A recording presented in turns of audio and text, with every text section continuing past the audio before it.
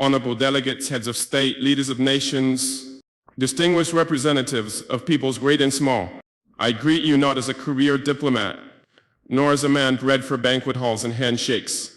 I do not come to you speaking the rehearsed language of polished politics. I come to you as a soldier of my people, as a guardian of a wounded land, as a son of a continent that has carried the cross of the world, yet has never worn its crown. My name is Captain Ibrahim Traore, President of Burkina Faso, and today I speak not only for the 22 million souls in my nation, but for a continent whose stories have been twisted, whose pain has been ignored, and whose dignity has been repeatedly auctioned off at the altar of foreign interests. Africa is not Tobago. Africa is not a battlefield. Africa is not your experiment, your puppet, your warehouse of raw materials. Africa is rising not to kneel, but to stand. And today I say before this great assembly of nations, Africa will not kneel. One on the false generosity of global politics. For decades you've sent us aid with one hand while extracting our lifeblood with the other. You build wells in our villages while your corporations drain our rivers. You donate vaccines yet patent the cures. You speak of climate action yet continue to fund the very forces that burn our forests and dry our lakes. What kind of generosity is this? The kind that feeds the mouth but silences the voice. The kind that keeps a man alive just enough to keep him dependent. We are not blind to this hypocrisy. Let me be clear, we are not ungrateful for sincere humanitarian assistance, but we reject a global order that disguises exploitation as partnership. We reject financial institutions that lend with one hand and steal sovereignty with the other. Africa no longer wants charity. We want justice. We want control over our own destinies. Too on the chains of colonialism and its modern descendants. Our wounds did not begin with us. They were inherited legacies of an empire-building madness that saw us not as humans, but chiefs, as cargo laborators. My ancestors were not consulted when maps were drawn with rulers and compasses in Berlin. The borders of Burkina Faso, like those of many African nations, were not carved by our ancestors, but by men who had never stepped foot on our soil, who knew nothing about languages, our tribes, or our spirits. Today, colonialism has a new face. It wears suits, it hosts forums, it signs contracts in Geneva and Paris and Washington. But it still takes without consent, it still dictates instead of dialogues, it still silences instead of listening. If you want to talk about peace, then let's begin by unlearning the arrogance that peace is something only you can teach us. 3. On resource exploitation and the myth of development. They call us developing as if the theft of centuries did not set us back. As if the gold from our lands, the diamonds from our rivers, the oil beneath our feet did not build the very skyscrapers in which this assembly sits. Let us speak plainly. Burkina Faso is rich, Africa is rich. Rich in minerals and culture and wisdom and youth. But you have taught us to measure richness in GDP and export value. You call it development when a foreign company owns 90% of a gold mine on our land. You call it progress when your security forces guard cobalt mines but not our children's schools. That is not progress, that is piracy with legal documents. From now on we will define development on our own terms. Development that puts children in classrooms, not minerals on cargo ships. Development that respects the land, the people, and the soul of a nation. 4. On sovereignty and interference. Why is it that when an African nation makes independent choices we are called unstable? Why is it that when we seek military cooperation outside the colonial sphere, we are labeled a threat? Burkina Faso has chosen to walk a path of sovereignty that is not a threat to peace. It is a declaration of adulthood. We are no longer under your guardianship. We are no longer your junior partners in diplomacy. We are a free people.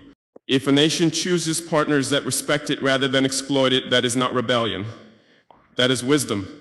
Let it be known, no foreign power will dictate the alliances of Burkina Faso. We will build relations based on mutual respect, not historical guilt or present-day intimidation. 5. On terrorism and manufacture wars. You ask why there is violence in the Sahel. You ask why our youth take up arms. But you do not ask who benefits when our mines are guarded by private mercenaries, while our villages are left vulnerable. You do not ask how weapons arrive in deserts that produce no steel. You do not ask why peacekeeping never seems to end the war. The truth is, many of the so-called solutions to African security problems are merely business models. Endless conflict has become a market, and African suffering has become a subscription-based service. Burkina Faso has decided to break that cycle. We will fight terror, but not with dependency. We will secure our nation not with foreign dictates, but with national dignity. 6 on migration and human dignity. We do not want our youth drowning in the Mediterranean. We do not want our brightest minds fleeing the countries that once called us savages. We do not want remittances. We want reasons for our people to stay. Why do our youth flee? Not because we lack beauty, but because we are made to lack opportunity. Not because we hate our land, but because our land is treated as someone else's property. Migration is not a crisis, it is a symptom of wars we did not start, of loans we did not need, of a world order that tells our youth their only value lies outside their own homes. The solution is not border fences. The solution is justice for 7 on Africa's place in the world. Africa is not a mistake to be fixed. Africa is not a failed continent. Africa is the womb of the world, the cradle of civilization, the keeper of tomorrow's hope. We have been made invisible in global decisions that affect us deeply. At the UN Security Council, Africa with 54 sovereign nations has no permanent seat. What justice is this? You call it balance? We call it betrayal of. You speak of democracy, yet uphold a global structure where the powerful few veto the dreams of the many. We will no longer whisper in rooms where we deserve to speak with full voice. Aid on faith and spiritual dignity. We are a spiritual people. Before your cathedrals, our ancestors sang to the sky. Before your missionaries, we knew the language of the rivers and the laws of the sacred forest. Christianity came, Islam came, and we received them not as slaves but as seekers. But now we ask, will the church and the mosque stand with us, truly with us, when all people are displaced by greed, mosque as globalization? Will your pulpits echo our cries or only repeat the songs of the powerful? Faith, too, must be decolonized. It must walk with the poor, not the privileged. 9 on unity among African nations. This is not a speech from one country. This is the stirring of a continent.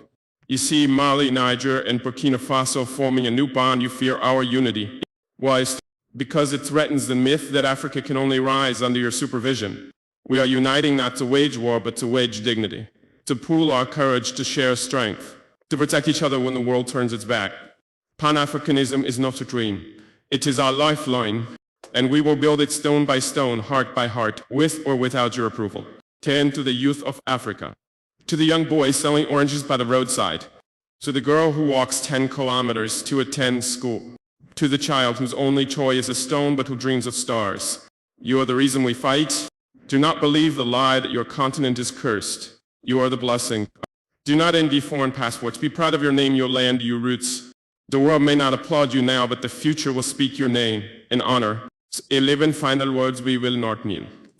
I do not come to declare war, I come to declare will. So we will not kneel to fear. We will not kneel to foreign banks. We will not kneel to outdated empires masquerading as friends. Africa is not asking for a seat at your table. We are building our own table, a table where no child eats last, where no nation is silenced because it lacks nuclear arms, where justice is not filtered through the lens of race or history, but shared as breath is shared. This is our vision and this is our vow. Let the world hear it today and always. Africa will not kneel. Thank you.